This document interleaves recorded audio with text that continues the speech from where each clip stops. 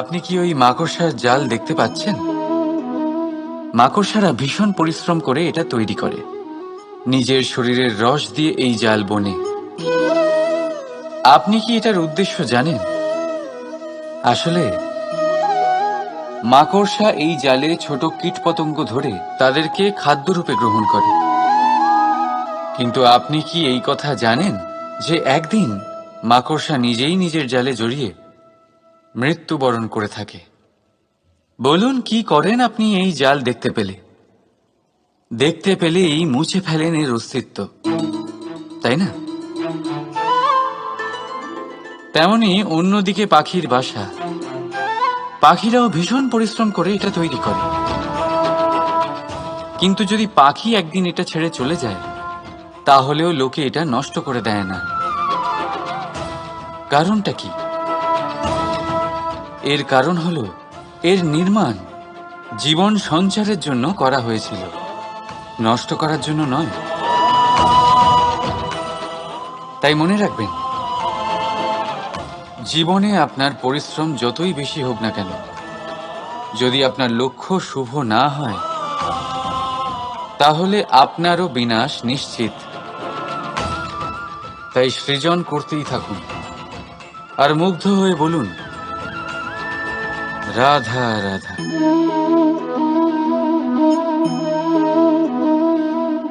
সময় কত বিচিত্র হয়। সময় আমাদের পক্ষে থাকলে আমরা নিজেদের রাজা মনে করে নিই, আর সেই সময় যদি বিপক্ষে চলে যায়, তাহলে নিঃস্ব হতে সময় লাগে না। তাই মানুষের একটা অভ্যেস আছে, খারাপ সময়ের জন্য কিছু সঞ্চয় করা। আত্মীয়, বন্ধু খারাপ সময় পাশ থেকে সরে যায়। যশ, মান প্রতিকূল সময় চিরস্থায়ী হয় না। তাই মানুষ মনে করে অর্থ সঞ্চয় করাই শ্রেয়। অর্থের কোনো হৃদয় নেই যা সময়ের সাথে পরিবর্তিত হবে। সংসার বলে সর্বদা অর্থ সঞ্চয় করতে থাকুন।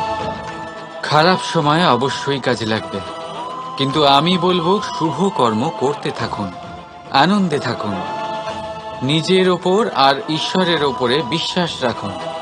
খারাপ সময় কখনো আসবেই না। রাধা রাধা। প্রকৃতি মানুষকে এক বিশেষ শক্তি দিয়েছে, অন্য জীবের থেকে বেশি শক্তি দিয়েছে। স্মরণ শক্তি। এই শক্তি মানুষকে অন্য জীবের থেকে ভিন্ন করে, ইতিহাস রচনা করার প্রেরণা দেয়, জ্ঞানকে বংশানুক্রমে এগিয়েও নিয়ে যায়। আর যারা ভুলে যান, অধিকাংশ সময় তারা উপহাস আর দয়ার পাত্র হয়ে যান। কিন্তু এটাই কি প্রকৃত রূপে সত্য? না। এই স্মরণ শক্তি মানুষের বিকাশের সব থেকে বড় বাধা হয়ে দাঁড়ায়। তার মনকে দূষিত করে দেয়। খারাপ অভিজ্ঞতা, কারোর করা বিশ্বাসঘাতকতা, কারোর কটাক্ষ বেশিরভাগ মানুষই ভুলতে পারেন না, আর তারপর প্রতিশোধ নিতে উদ্যত হন। প্রথমে সময় নষ্ট করেন প্রতিশোধের প্রস্তুতিতে, আর তারপর সময় নষ্ট করেন প্রতিশোধ নেওয়ার সুযোগ খুঁজতে। যদি সন্তুষ্টি পেতে চান, যদি জীবনে আনন্দ পেতে চান, তাহলে স্মরণ শক্তির সদ্ব্যবহার করুন। নিজের স্মরণ শক্তিকে চালনা করুন শুধুমাত্র ভালো কথা আর ভালো স্মৃতির দিকে। জীবনে আনন্দ পাবেন। রাধা রাধা। মানুষ নিজের পরিবারের জন্য কত কিছুই না করে, দিন রাত পরিশ্রম করতে থাকে, যাতে তার পরিবারের প্রয়োজন পূরণের জন্য অর্থ রোজগার করতে পারে। কিন্তু শুধু অর্থ রোজগার করাটাই কি যথেষ্ট?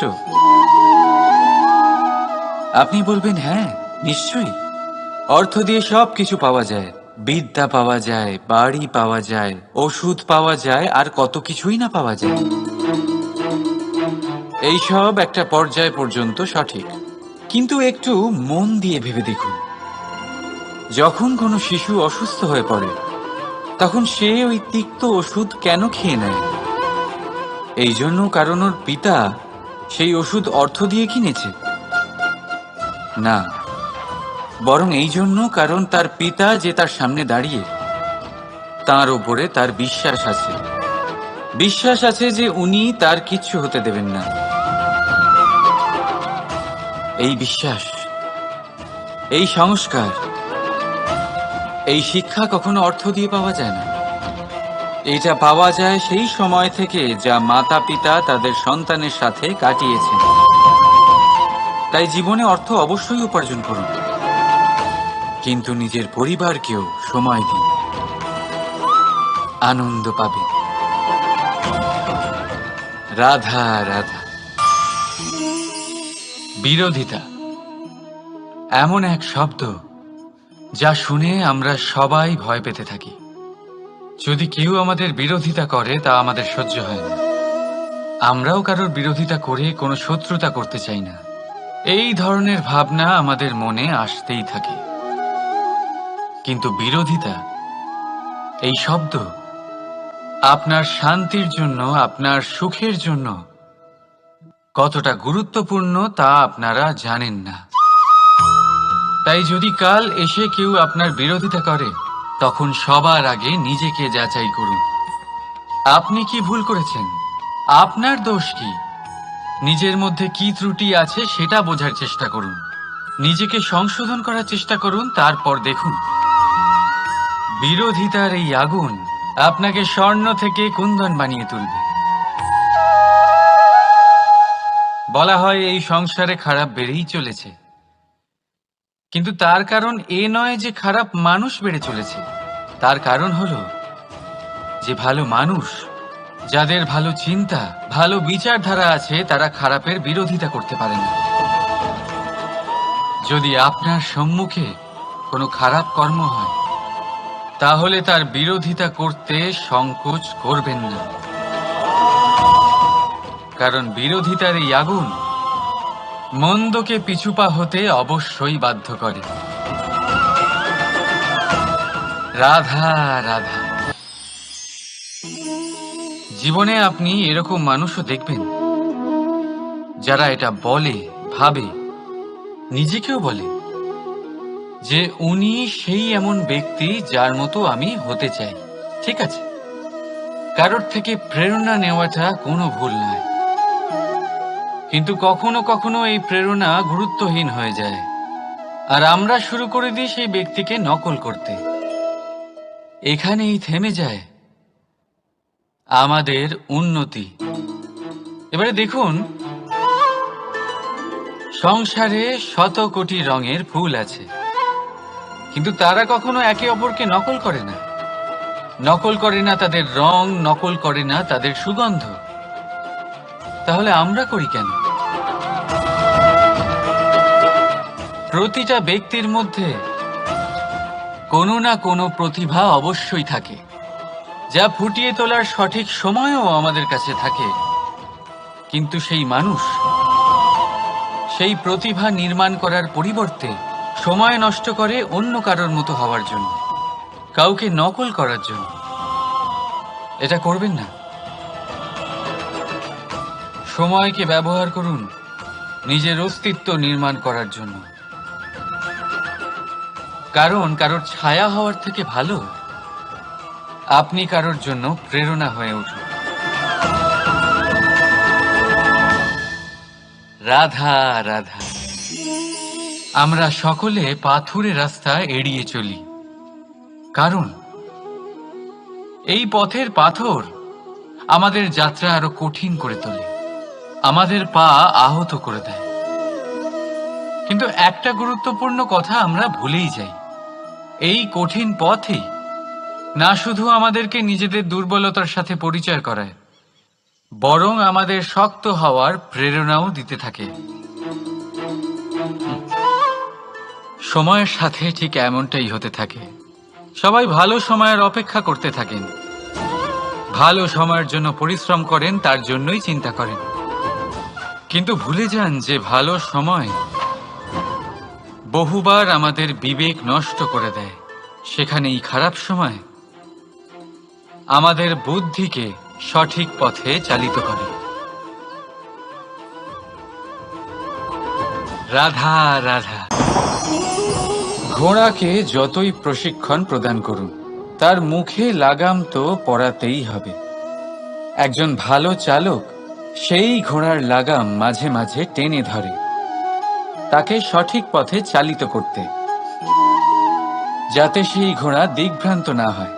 এবার একটু ভাবুন, ঠিক এরকমই হয় আমাদের মন। যদি এটা বিবেকের লাগাম দিয়ে মাঝে মাঝে আমরা টেনে না ধরি, তাহলে আমাদের এই মন দিগ্ভ্রান্ত হতে পারে। আর যদি আপনি আপনার লক্ষ্যে পৌঁছতে চান, তখন মনের এই লাগাম মাঝে মাঝে আপনাকে অবশ্যই টেনে ধরতে হবে, কারণ বিবেকের এই পথ প্রদর্শনই আপনাকে ভালোভাবে আপনার লক্ষ্যে পৌঁছে দেবে। মনে রাখবেন, আর আমার সাথে ভালোবেসে বলবেন, রাধা রাধা। আপনি কখনো জাঁতা কল দেখেছেন? তাতে গম পেষা হয়। গমকে এমন ভাবে পেষা হয় যাতে আমরা তা খেতে পারি, জীবিত থাকতে পারি। আর যদি আপনি মন দিয়ে দেখেন, তাহলে কলের নিচের অংশ কখনো ঘোরে না, শুধুমাত্র উপরের অংশই ঘোরে। আর তবেই তা গম পিষতে পারে, আর তবেই রুটি তৈরি হতে পারে। কিন্তু ভেবে দেখুন, যদি কলের দুটো অংশই ঘুরতে থাকে, তাহলে কি হবে? তা গম পেশার বদলে একে অপরকে পিষে নিজেদের অস্তিত্ব শেষ করে দেবে। তাই জীবনে কোনো কাজ যখন মন আর মস্তিষ্ক মিশিয়ে করা হয়, তখনই তা সম্পন্ন হয়। কিন্তু যখন বিষয় হলো ভক্তির, তখন মস্তিষ্কের যুক্তির মৌন থাকা প্রয়োজন। আর যখন বিষয় হলো কর্ম আর ন্যায়ের, তখন মনের আবেগের মৌন থাকা প্রয়োজন। তাই মন আর মস্তিষ্কের এই সম্মিলনে সতর্ক থাকবেন। একসাথে অবশ্যই চলবে, কিন্তু একে অপরের বাধা যেন না হয়ে দাঁড়ায়। রাধা রাধা। আমি একটা এমন শব্দ যার অনেকগুলি মানে হয়, যার আসল অর্থ হল অহং। যদি আপনি কথা বলেন সৃষ্টির নির্মাণ নিয়ে, তাহলে আমি ব্রহ্মদেব হয়ে সৃষ্টির নির্মাণ করবে। যদি আপনি কথা বলেন প্রলয়ের, তাহলে সেই আমি মহাদেব হয়ে বিনাশ করবে। এই আমি সঙ্গতিপূর্ণ, কিন্তু শুধু ততক্ষণ যতক্ষণ আপনি এটা সবার সাথে ভাগ করছেন। কিন্তু আমরা বহুবার এর মানে বুঝতে পারি না। এই অহংকে সীমিত করে দিই একটা ব্যক্তি অবধি, শুধু নিজে। আর তখনই জেগে ওঠে অহংকার, যাতে প্রাধান্য পায় শুধুমাত্র আমি, আমরা নয়। আর একজন ব্যক্তি একা না উৎপাদন করতে পারে আর না করতে পারে সৃজন। এবারে দেখুন, বৃষ্টির এক ফোঁটা, তারও অস্তিত্ব আছে, কিন্তু তা ধরিত্রীতে পড়লেই সমাপ্ত হয়ে যায়। কিন্তু যখন ফোঁটাগুলি একসাথে পড়ে, তখন শুরু হয় বর্ষা, আর তখনই তৈরি হয় ধারা। রাধা রাধা। বলুন, কি দেখতে পাচ্ছেন আপনি? আমার হাতের এই সাদা বস্ত্র, নাকি এতে লেগে থাকা এই কালো দাগ? এবারে সত্যি কথা বলতে কি, আপনার নজর সবার আগে এই কালো দাগের উপরে গেছে। ঠিক আছে, এমনই তো হয়। ভীষণ কম মানুষ থাকেন যারা ভাবেন কোনো ব্যক্তি ভীষণ পরিশ্রম করে এই বস্ত্র ধুয়েছেন, এটা শুকিয়েছেন। বেশিরভাগ মানুষের নজর যায় এই দাগের উপরে, ভাবেন যে এটা কি করে লাগলো। কিছুটা এরকমই হয় আমাদের ব্যক্তিত্বের সাথে। আমাদের শুভ কর্মের ওপরে আমাদের একটা খারাপ কর্ম ভারী মনে হয়। এবারে ভাবুন, যদি আমি চন্দ্রের কথা বলি, তাহলে তার শীতল আলো দেখার পূর্বে তার কলঙ্ক লক্ষ্য করেন, সেই চাঁদে লেগে থাকা কালো দাগ দেখে নেন। সেই জন্যই বিশেষ করে যারা শুধুমাত্র শুভ চিন্তা করেন আর উপকারী কর্ম যারা করেন, তাদের আমি বলবো সাবধানে থাকবেন। কারণ আপনার একটা খারাপ কর্ম চিরকালের জন্য উদাহরণ হয়ে দাঁড়াবে। রাধা রাধা। সাফল্য। যদি আপনাকে জীবনে সাফল্য পেতে হয়, তাহলে আপনি একাধিক মানুষ পাবেন যারা একাধিক উপায় বলবে আপনাকে সাফল্য পাওয়ার। দীর্ঘ সময় ধরে পরিশ্রম, চেষ্টা, নির্ধারণ, নিষ্ঠা এই বিষয়ে ভাষণ দিতে থাকবেন। একাধিক রকমের উদাহরণ আপনার সামনে তুলে ধরবেন। কিন্তু আমার এটা মনে হয়, আমরা কেন সেই বিষয়ে কথা বলি না যা মানুষকে অসফল করে তোলে। শুধু দুটো ব্যাপার অসফল হওয়া নিশ্চিত করে। শুধু দুই ধরনের মানুষ বেশিরভাগ অসফল হন। প্রথম তারা যারা ভাবে অনেক কিছু কিন্তু কিছুই করে না। আর দ্বিতীয় তারা যারা অনেক কিছু করতে থাকে কিন্তু ভাবনা চিন্তা না করে।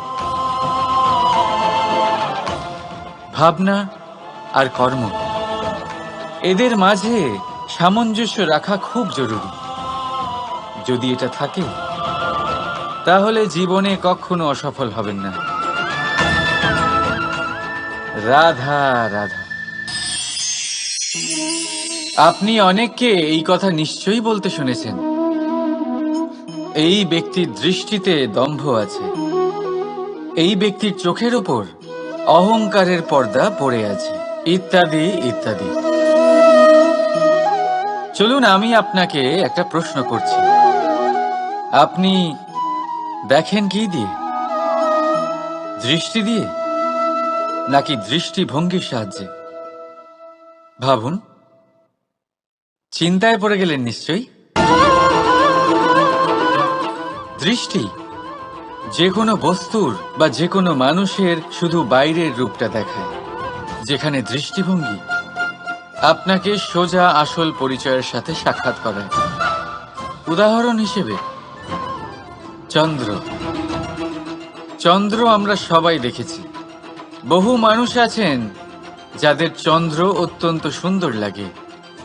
আবার কিছু মানুষ এমনও আছেন যারা এই চন্দ্রের মধ্যেই দাগ খুঁজে বার করেন। এই হলো দৃষ্টিভঙ্গি। যদি নিজের দৃষ্টিভঙ্গিতে প্রেম রাখেন, ভালোবাসা রাখেন, সম্ভ্রম রাখেন, তাহলে তার বদলে আপনিও প্রেম আর সম্মান অবশ্যই পাবেন। এবারে দেখুন, যে জল দিয়ে ঈশ্বরের মূর্তি ধোয়া হয় তাকে চরণামৃত বলা হয়। এটার কারণ দৃষ্টিভঙ্গি।